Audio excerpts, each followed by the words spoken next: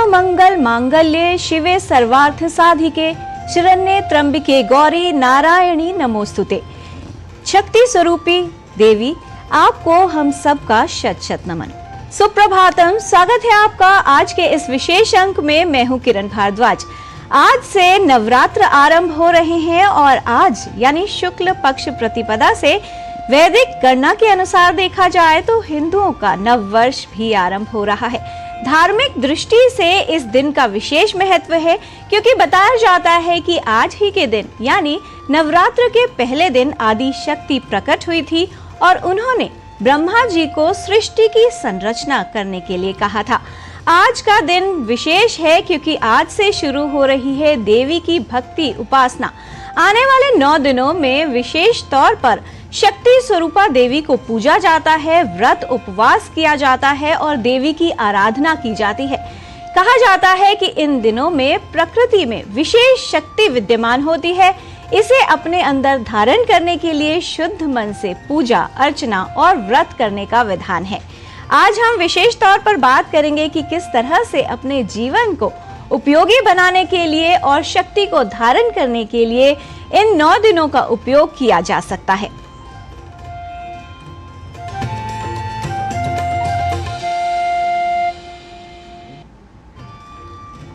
भारतीय काल गणना में चैत्र नवरात्र का विशेष महत्व है क्योंकि आज से ही भारतीय पंचांग की शुरुआत होती है यानी कि नव वर्ष आरंभ होता है। कहा जाता है कि इस दौरान ही सूर्य पहली राशि मेष में प्रवेश करते हैं। सूर्य को अग्नि का स्वरूप माना जाता है और मेष राशि मंगल की राशि है जिसे भी अग्नि का स्वरूप माना जाता है और कहा जाता है कि इस समय से गर्मी की तीव्रता भी बढ़ने लगती है। ऐसे में अपने जीवन को बेहतर करने के लिए व्रत करने का विधान है। किस तरह से अपने जीवन में समय की महत्ता को समझा जाए ये जान लेते हैं और समझते हैं क्या है आज की तिथि वार और नक्षत्र।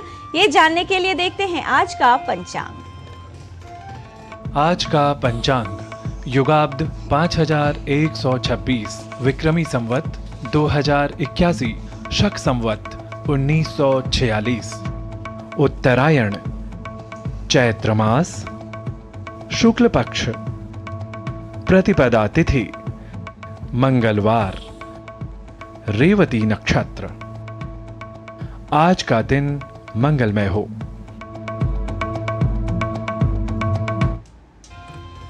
चैत्र मास विशेष है क्योंकि इस समय प्रकृति अपना स्वरूप बदलती है। प्रकृति में एक ऊर्जा विद्यमान होती है। यही ऊर्जा हम सभी को अपने अंदर धारण करनी है। कहा जाता है यदि शुद्ध मन से व्रत किया जाए तो एक सकारात्मक ऊर्जा का संचार व्यक्ति में होता है जो उसे शारीरिक, मानसिक और आध्यात्मिक रूप से सशक्त बनाता है। अपने विचारों की शुद्धि के लिए आवश्यक है सकारात्मक विचारों का साथ। आइए देख लेते हैं आज का सकारात्मक विचार सुभाषित। दोषानपि गुणी कर्तुं दोषी कर्तुं गुणानपि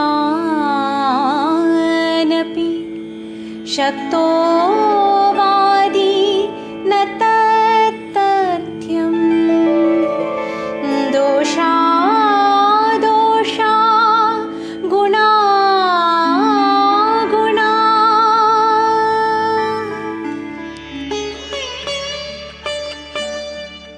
वाद विवाद में कुशल व्यक्ति दोषों को भी गुण और गुणों को भी दोष सिद्ध करने में समर्थ हो सकता है, किंतु वह सत्य नहीं होता।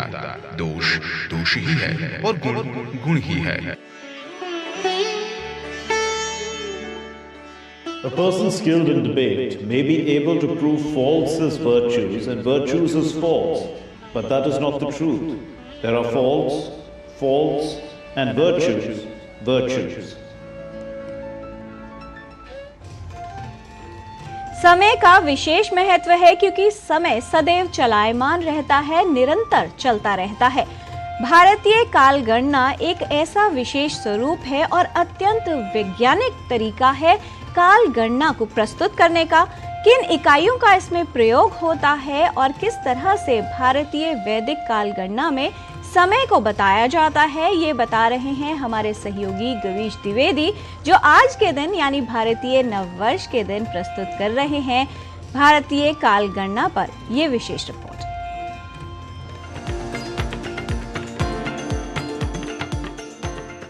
समय का चक्र सतत गतिमान होता है और समय की इसी गति के सापेक्ष संपूर्ण ब्रह्मांड की, सकल सृष्टि की समस्त नैसर्गिक और व्यावहारिक क्रियाएं भी संपन्न होती रहती हैं।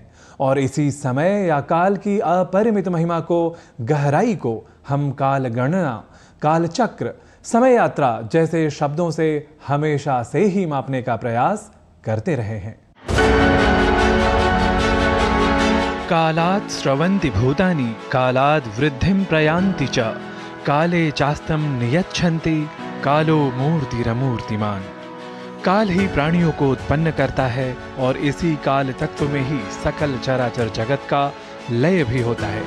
यह निस्संदेह एक वैज्ञानिक तथ्य है, क्योंकि समस्त सृष्टि का प्रारंभ तथा अंत इसी काल तत्व या काल चक्र के सापेक्ष होता है, यह सर्वविदित है। वस्तुतः इसी काल का ही दूसरा नाम समय है और यह समय सूर्य, चंद्र, नक्षत्र और अन्य आकाशीय या खगोलीय अवस्थितियों के आलोक में प्राचीन काल से ही भारतीय ज्ञान परंपरा के माध्यम से कहीं अधिक स्पष्ट होता रहा है।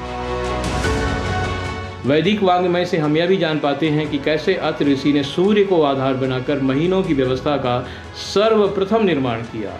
उनका मंत्र में अथर्ववेद में मिलता है, जो कि कुछ इस तरह का है, दिवित्वा अतिर्धारित सूर्य माशाय कर्तव्य।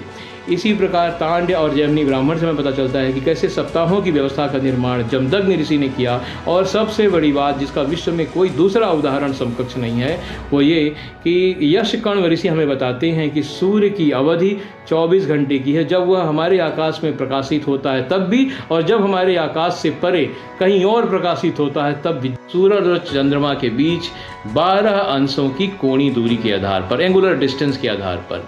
तिथियों का लाभ ये है कि जो तिथि भारत के लिए लागू होती है वही तिथि उसी वक्त यूएस के लिए भी लागू होती है, वही जापान के लिए भी लागू होती है और वही मिडिल ईस्ट के लिए भी उस वक्त लागू होती है।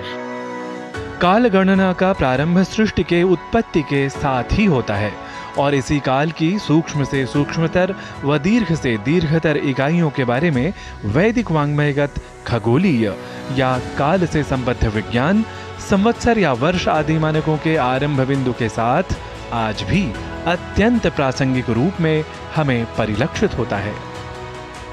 ऋग्वेद के प्रथम मंडल के 164वें सूक्त में संकलित ऋषि दीर्घतम शौचथ्य का मंत्र देखिए, जिसमें वो वर्ष अर्थात संवत्सर के सभी 12 महीनों की गणितीय व्याख्या और परिभाषा एक साथ देते हैं। वो क्या कहते हैं? वो कहते हैं 12 प्रधयश्चक्रमेकं त्रीणि नभ्यानि, अर्थात ये जो संवत्सर है 12 महीनों का समूह, ये एक वृत्त की तरह है जिसमें 3 नाभियां अर्थात 3 ऋतुएं हैं और इसके शंकु काल गणना का सबसे प्राचीन यंत्र है। उस प्राचीन यंत्र को भी उन्होंने उद्धृत किया हुआ है। तो इस शंकु में 360 दिन अर्पित हैं। वैदिक काल गणना में संवत्सर के 2 आरंभिक बिंदु भी सुनिश्चित किए गए। लगध की वेदांक ज्योतिष के अनुसार यह बिंदु होता था माघ महीने में, जब सूर्य और चंद्रमा एक साथ धनिष्ठा नक्षत्र में प्रवेश करते हैं। इसका प्रचलन महाभारत काल के कुछ समय पश्चात तक रहा, किंतु इसके समानांतर सभी वेदों के सभी ब्राह्मण ग्रंथों ने एक दूसरे बिंदु का भी चयन किया जो आज तक हमारी परंपरा में है। यह बिंदु था फाल्गुन पूर्णमासी के दिन, जब चंद्रमा उत्तरा फाल्गुनी नक्षत्र में प्रवेश करता है, तब हमारा संवत्सर शुरू हुआ करता था। यही आज का विक्रम संवत है। यद्यपि आधुनिक विश्व में काल गणना की सर्वाधिक प्रचलित प्रणाली घंटा, मिनट और सेकंड की है, जहां 60 सेकंड का 1 मिनट, 60 मिनट का 1 घंटा तथा 24 घंटे का 1 दिन रात होता है। समय विभाजन की इस वर्तमान प्रणाली के महत्व को अधिक समझने वाला आज का समाज प्राचीन भारतीय प्रणाली के सूक्ष्म इकाइयों से आज भी ज्योतिषीय ज्ञान के साथ प्रभावित तो दिखता ही है। कालगणना की कई इकाइयों का वर्णन मिलता है, जैसे श्रीमद् भागवत महापुराण के अनुसार निमेषस्य लवोज्ञेय आमना तस्ते त्रयः षडान पंचबिंदु काष्ठाम लघुता दश पंचचः। इसी प्रकार ज्योतिष रत्नाकर में भी कालगणना की एक विधि दी गई है, जहां कमल की पंखुड़ी को सुई से भेदने में लगने वाले समय को त्रुटि कहा गया है।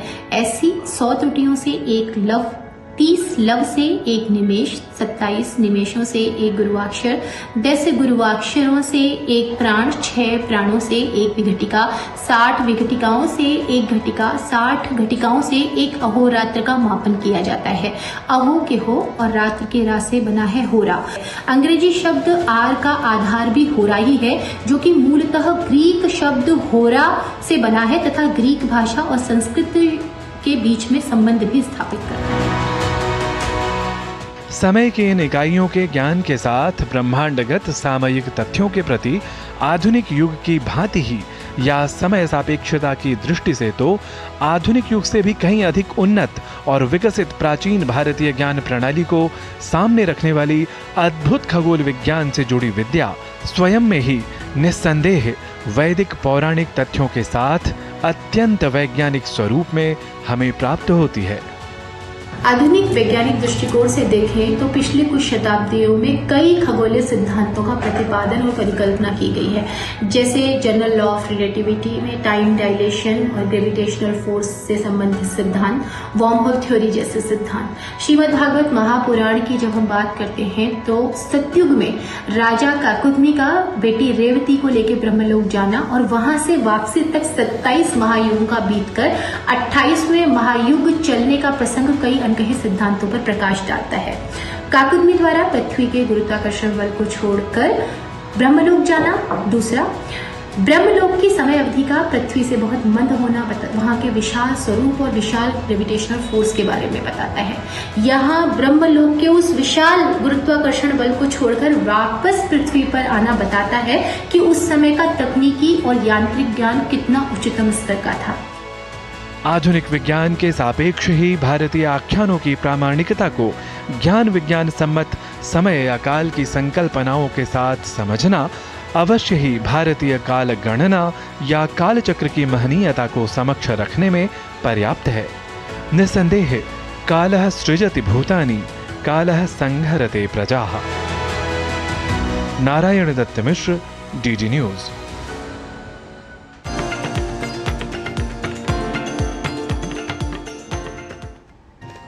चैत्र नवरात्र के ये दिन बेहद पवित्र और शक्ति और ऊर्जा से परिपूर्ण माने जाते हैं। इसमें आत्मशुद्धि, आत्मचिंतन और दुर्गा यानी शक्ति की उपासना से इस शक्ति को, दिव्य शक्ति को अपने अंदर धारण किया जा सकता है। आज के कार्यक्रम में यहाँ पर रुकेंगे एक छोटे से विराम के लिए। आप कहीं मत जाइएगा, देखते रहिए डीडी न्यूज।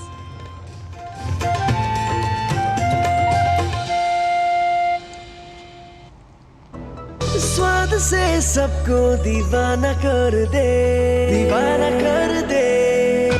पता का चाय, गजब का स्वाद। मैं क्या जी, सब जानते हैं, जहां दिखे मारियो, अपना समझ के खा लियो।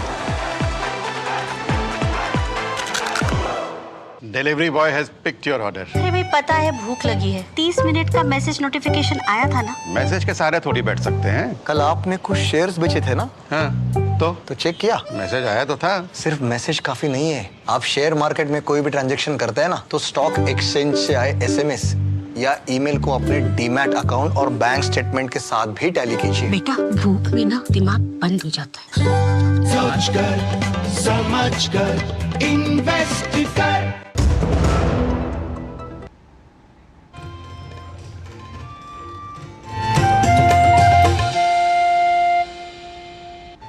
ब्रेक के बाद आपका स्वागत है। नवरात्रों के 9 दिनों में व्रत करने का यानी उपवास करने का विधान है। आयुर्वेद की दृष्टि से बात की जाए तो इसे विशेष माना जाता है, क्योंकि इससे जो पाचन प्रणाली है वो शुद्ध होती है, बेहतर होती है।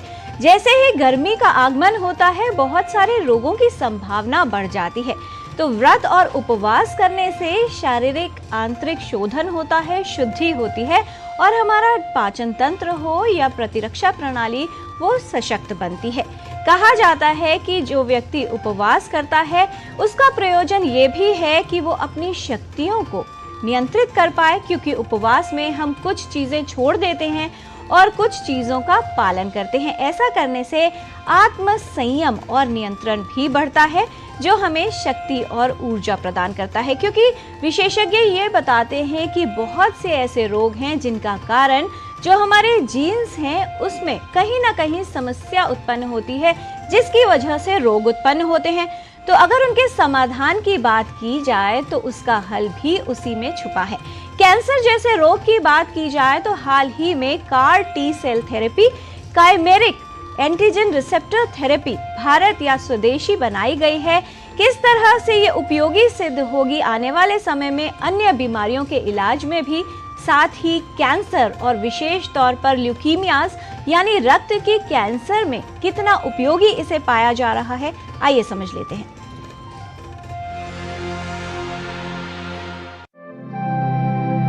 कैंसर के इलाज में कई तरह की नई तकनीकों का प्रयोग किया जा रहा है। Chimeric antigen receptor T cell therapy cancer के इलाज में प्रभावशाली सिद्ध हो रही है। जीन थेरेपी में रोग का इलाज करने और उसको रोकने के प्रयास करने के लिए शरीर की कोशिकाओं के अंदर के जीन को संशोधित किया जाता है। रोग को ठीक करने या बीमारी से लड़ने के लिए शरीर की क्षमता में सुधार करने का प्रयास करते हुए जीन थेरेपी एक दोषपूर्ण जीन को संशोधित करती है या एक नया जीन जोड़ती है। आमतौर पे शरीर में जो हमारे बॉडी के लिम्फोसाइट्स होते हैं वो भी कैंसर को मार रहे होते हैं। तो कैंसर को एग्जिस्ट करने के लिए वो ऐसी क्षमता पैदा करता है कि वो लिम्फोसाइट जो शरीर के हैं वो उनको मार ना पाएं, तभी वो कैंसर सेल ग्रो करते हैं। कार टी सेल में हम क्या करते हैं, जो शरीर के लिम्फोसाइट हैं उनको हम शरीर से बाहर निकालते हैं। उसके बाद हम उनमें इंजीनियरिंग करते हैं, चेंजेस करते हैं, उनके जीन्स को चेंज करते हैं जिससे वो ज़्यादा इफ़ेक्टिव हो जाएं कैंसर सेल्स को मारने के लिए। एक बार उनको इफ़ेक्टिव करने के बाद हम वो सेल्स वापस बॉडी में देते हैं और फिर वो कैंसर सेल को मार पाते हैं। एक किस्म के ये लिविंग ड्रग कहलाए जाते हैं, क्योंकि जो लिम्फोसाइट होते हैं वो लिविंग सेल्स होते हैं। शरीर में जब वापस आते हैं ग्रो करते हैं, प्रोलिफरेट करते हैं, मल्टीप्लाई करते हैं और इस किस्म से वो कैंसर सेल को काफ़ी समय तक मारते रहते हैं। जीन्स में डीएनए होता है। ये कोड हमारे शरीर के आकार और कार्य को नियंत्रित करता है। जो जीन ठीक से काम नहीं करते वो रोग का कारण बन सकते हैं। डीएनए मानव सहित सभी जीवों में पाया जाने वाला एक आनुवंशिक तत्व होता है। कोशिका में ये डीएनए न्यूक्लियस या नाभिक के भीतर पाया जाता है। इसका प्रमुख कार्य आनुवंशिकता का निर्धारण करना होता है। ये डीएनए विभिन्न अंगों और ऊतकों में स्थित होते हैं, जो शरीर के विभिन्न भागों के लिए अलग अलग गुणों और विशेषताओं को निर्धारित करते हैं। शरीर की हर कोशिका में डीएनए शामिल होते हैं, जो जन्म के समय से ही निर्धारित हो जाते हैं। कार टी सेल थेरेपी जो है एक किस्म की जीन थेरेपी है, जो आज की डेट में ब्लड कैंसर और गांठों के कैंसर में लाभदायक पाई गई है। जो इनका प्रिंसिपल है वो ये है कि कैंसर सेल पे कोई न्यू एंटीजेंस या फॉरेन एंटीजेंस एक्सप्रेस होते हैं। जैसे कि मैं ब्लड कैंसर लूँ तो एक उस पर एंटीजन है CD19। तो ये बॉडी के लिम्फोसाइट उनके ऊपर हमला करते हैं, लेकिन जब वो हमला कम करना बंद कर देते हैं तब इन सेल्स को हम बाहर निकाल के चेंजेस करते हैं और फिर वापस डालते हैं, जिससे वो वापस इन सेल्स को मार सकें। आज की डेट में स्टैंडर्ड थेरेपी अगर हम बोलें first line therapy, early phase में कार टी सेल्स का उपयोग नहीं किया जाता, तब स्टैंडर्ड कीमोथेरेपी यूज़ की जाती है। जब ये कैंसर्स वापस आते हैं उस वक्त कार टी सेल थेरेपी का उपयोग किया जाता है। टी कोशिकाएं एक प्रकार की श्वेत रक्त कोशिका है, जिन्हें लिम्फोसाइट्स कहा जाता है। ये प्रतिरक्षा प्रणाली को रोगाणुओं से लड़ने में सहायता करती हैं और बीमारी से बचाव करती हैं। लिम्फोसाइट्स में टी कोशिकाएं और बी कोशिकाएं शामिल होती हैं। दोनों प्रकार की कोशिकाएं शरीर की सुरक्षा करती हैं। बी कोशिकाएं रोग जनकों से लड़ने के लिए एंटीबॉडीज नामक प्रोटीन का निर्माण करती है। वहीं टी कोशिकाएं हानिकारक रोग जनकों को नष्ट करके ऐसे संकेत भेजकर रक्षा करती हैं जो खतरे के प्रति प्रतिरक्षा प्रणाली की प्रक्रिया को नियंत्रित करने में सहायक होते हैं। ये दो प्रकार की हो सकती हैं। साइटोटॉक्सिक टी कोशिकाएं जो संक्रमित कोशिकाओं को नष्ट करने का कार्य करती है। सहायक टी कोशिकाएं संकेत भेजती हैं जो अन्य प्रतिरक्षा कोशिकाओं को संक्रमण से लड़ने के लिए निर्देशित करती हैं। ब्लड कैंसर्स में या गांठों के कैंसर जो वापस आ रहे हैं उनमें इनका यूज़ आने वाले टाइम में बढ़ेगा। कई सारी कंपनीज कार टी सेल्स बना रही हैं और जब बहुत सारी कंपनीज बनाएंगी मेरी उम्मीद है कि इनकी कॉस्ट कम होगी और जब कॉस्ट कम होगी तभी ज़्यादा से ज़्यादा मरीज़ इसका उपयोग या लाभ पा पाएंगे जिनमें ये प्रॉब्लम है।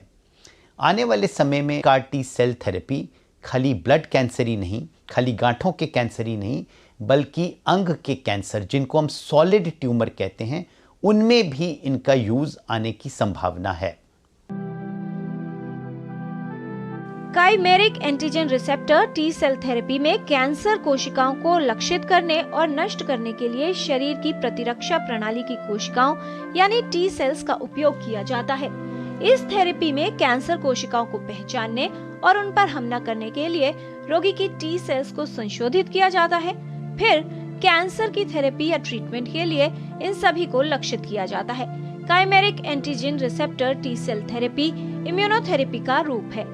इसमें व्यक्ति की टी कोशिकाओं को हटाया जाता है, फिर व्हाइट ब्लड सेल्स यानी सफेद रक्त कोशिकाओं को संशोधित किया जाता है। फिर इन टी सेल्स को रोगी के रक्त प्रवाह में भेज दिया जाता है जहां ये कैंसर कोशिकाओं को लक्षित करते हैं और उन्हें नष्ट कर देते हैं। Chimeric antigen receptor T cell therapy की शुरुआत को कैंसर रोगियों के लिए आशा की एक नई किरण माना जा सकता है। देश में पहली बार भारत में बनी हुई chimeric antigen receptor T cell therapy को लॉन्च किया गया है। इसे कैंसर रोगियों के इलाज में आशा की एक नई किरण माना जा सकता है। ये कैंसर के इलाज को एक नई दिशा देगा, साथ ही कैंसर के रोगियों के लिए एक बड़ा कदम सिद्ध होगा। किरण भारद्वाज, डीडी न्यूज।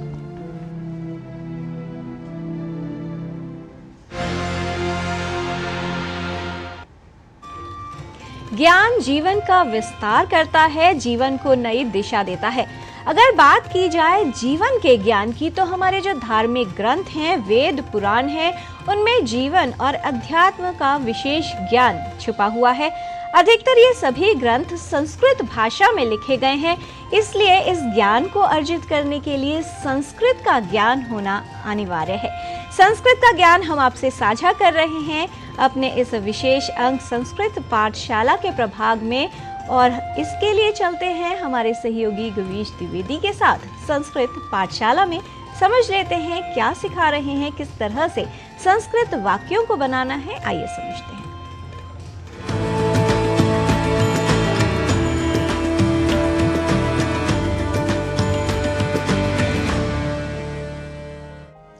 नमो नमः मित्राणि, अत्र भवतां स्वागतं संस्कृत पाठशालायाः एतस्यां कक्षायाम्।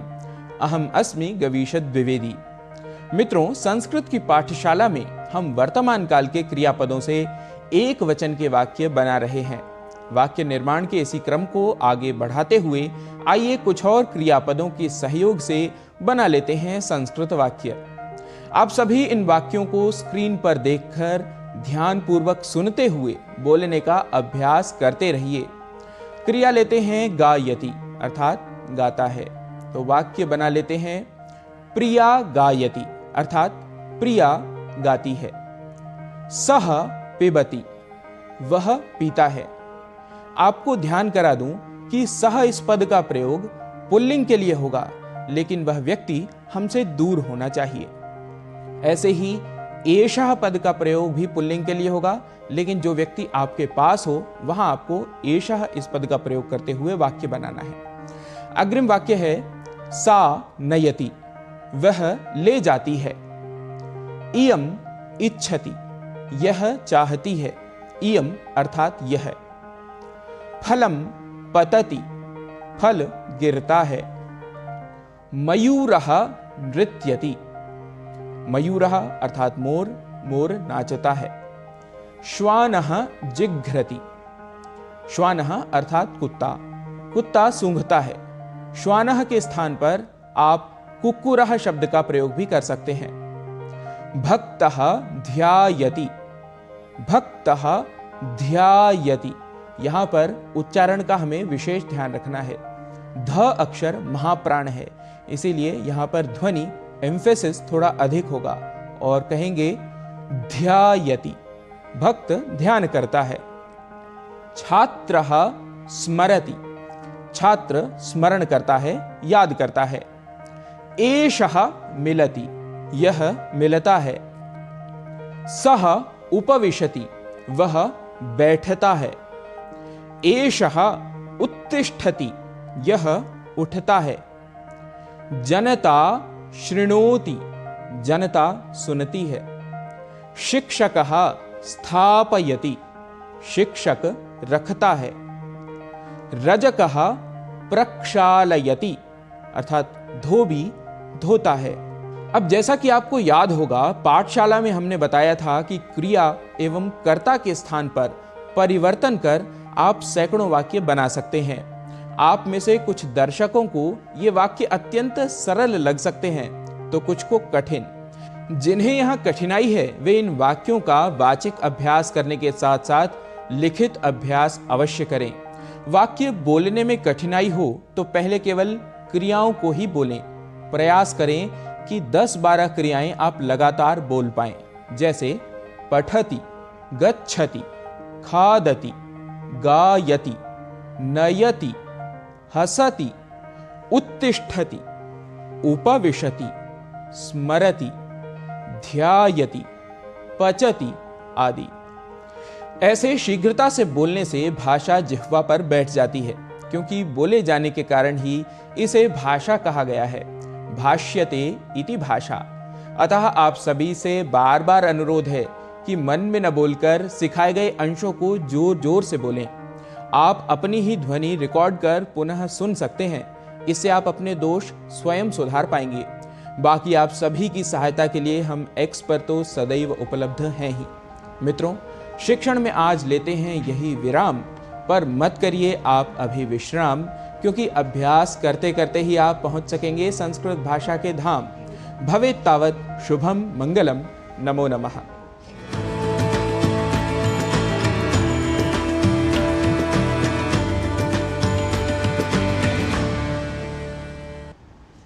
नवरात्र के 9 दिनों में देवी के अलग अलग स्वरूपों की उपासना की जाती है। आज प्रथम दिन है, यानी प्रथम नवरात्र, जिसमें मां शैलपुत्री की उपासना की जाती है। इनके एक हाथ में कमल पुष्प विराजित है और दूसरे में त्रिशूल। वृषभ इनकी सवारी है। कहा जाता है कि मां शैलपुत्री की पूजा करने से भक्तों का उद्धार होता है, पाप नष्ट होते हैं, सभी दुख दूर हो जाते हैं। मान्यता है कि शैलपुत्री की पूजा, उपासना और व्रत करने से जीवन में शुभ फल की प्राप्ति होती है।